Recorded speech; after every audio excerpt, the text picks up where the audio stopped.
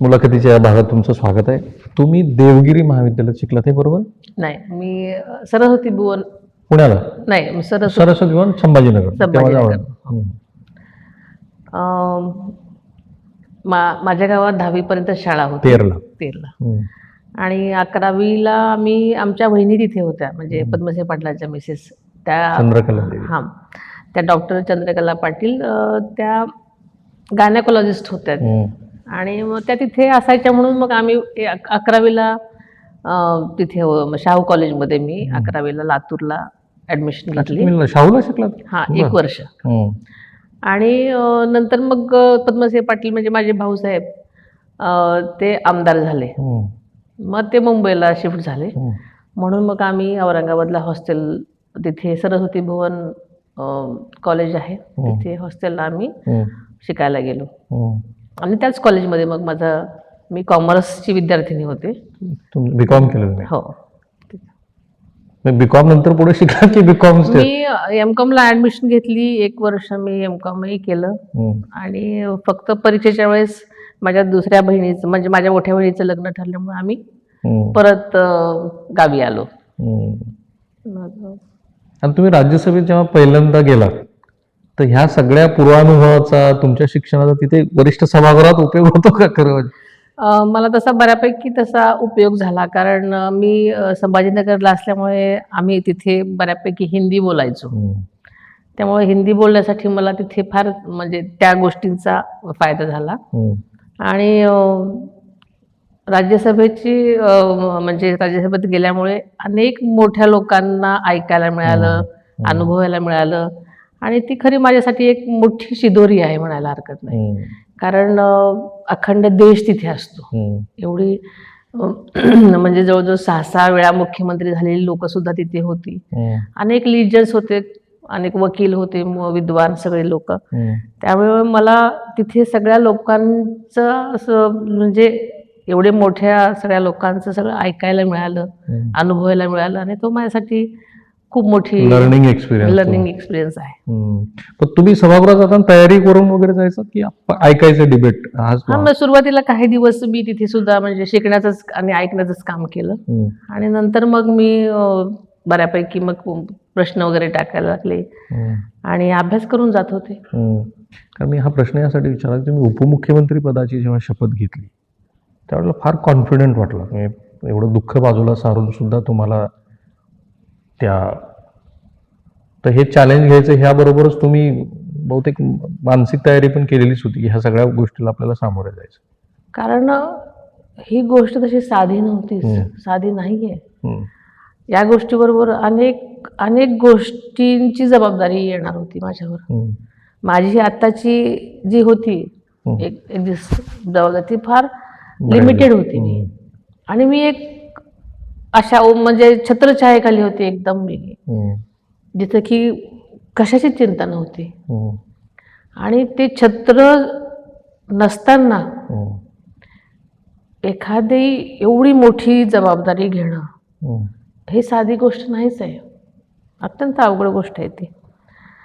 म्हणजे आपण खूप डीपली विचार केला तर ती खूप मोठी आहे, कारण सगळ्याच बाजूंनी तसं अवघड आहे.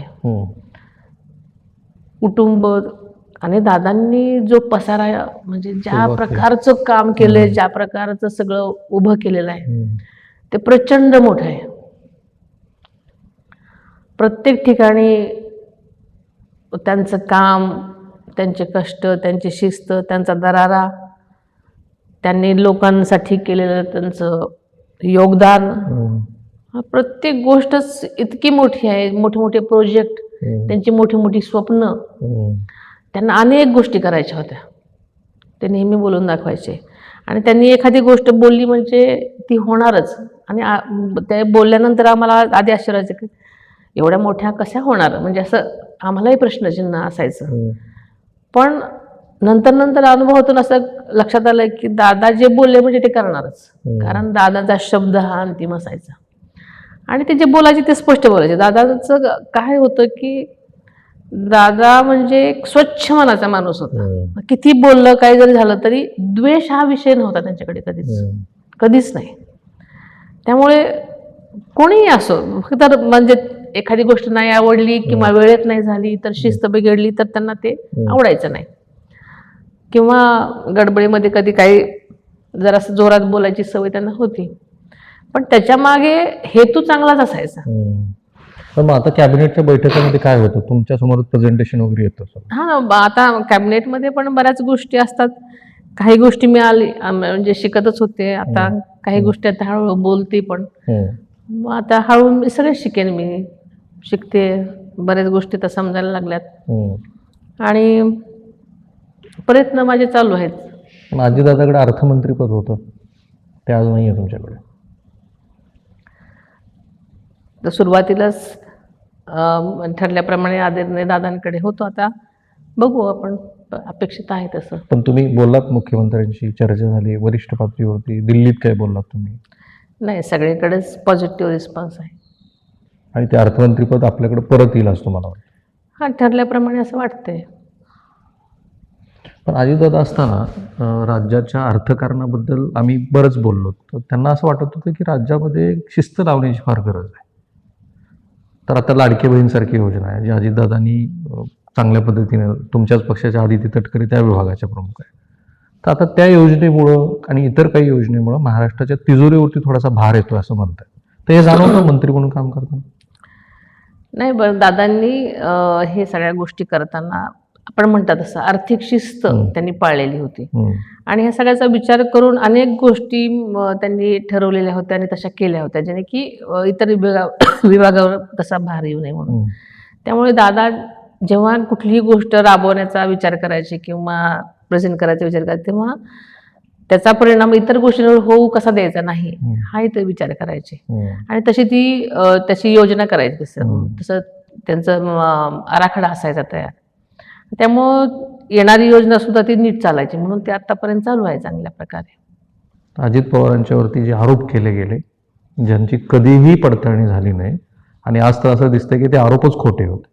ज्यावेळेला हे 70,000 कोटी रुपयाचं वगैरे त्यांच्यावरती आरोप झाले, त्यावेळेला तुमची आणि दादांची चर्चा आणि घरात काय वातावरण असायचं? कारण खूप बदनामी सुरू होती त्या काळात. नाही, पण ह्या सगळ्या गोष्टी आमच्यासाठी तर फार म्हणजे वेदनादायक होत्या. ज्या गोष्टी नव्हत्याच त्यासाठी खूप आम्ही म्हणजे आमच्या आयुष्यातल्या अनेक वर्ष ह्याच्यामध्ये गेली. खरं तर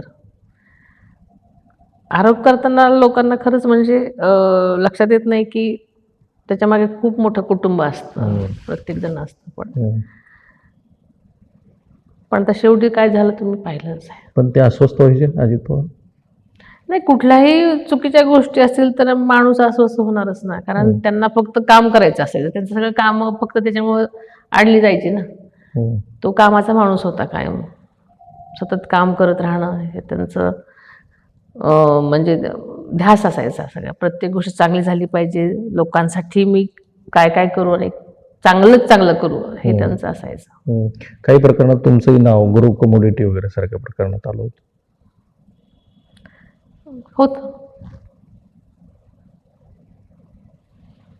झालं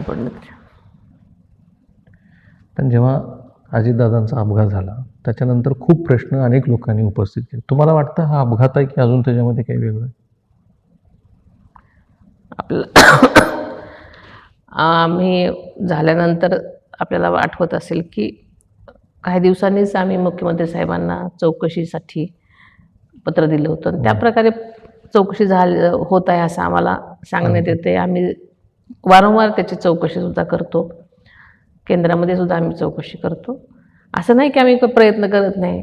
ज्या आमचं सर्वस्व गेलेलं आहे, शेवटी आम्ही ह्या सगळ्या गोष्टींचा आमच्यावर किती परिणाम झाला हे सांगायला नको. आम्हाला सतत क्षणोक्षणी आम्हाला ह्या गोष्टीची जाणीव असते आणि प्रश्न पण असतात. आम्ही विचारत असतो, त्याच्या मागे असतो, पण आम्हाला त्याचं राजकारण नाही करायचं. पण काही नक्की कारण कळलं पाहिजे, हा तर आमचा म्हणजे आहेच आहे मागण्यासारखं. पण तुम्हाला वाटतं हा अपघात होता की काही घातपाताची शक्यता? नाही, तर ते तपासल्यानंतरच कळेल काय ते तपासा अंती, कारण प्रशासन चांगल्या प्रकारे सगळे म्हणजे तपासणी करत आहेत असं आम्हाला सांगण्यात येतं. त्याच्यामुळे आम्ही त्यांच्यावर विश्वास ठेवणं गरजेचं आहे. पण उशीर होतोय याला अहवालाला, थोडं हां, लवकर. तेही आम्ही सांगितलं की हे लवकरात लवकर व्हावं अशी आम्ही त्यांच्याकडे इच्छा व्यक्त केलेली आहे. त्यांनी तसा शब्द दिला की आम्ही जास्तीत जास्त लवकर प्रयत्नशील आहोत म्हणून सांगता येतं.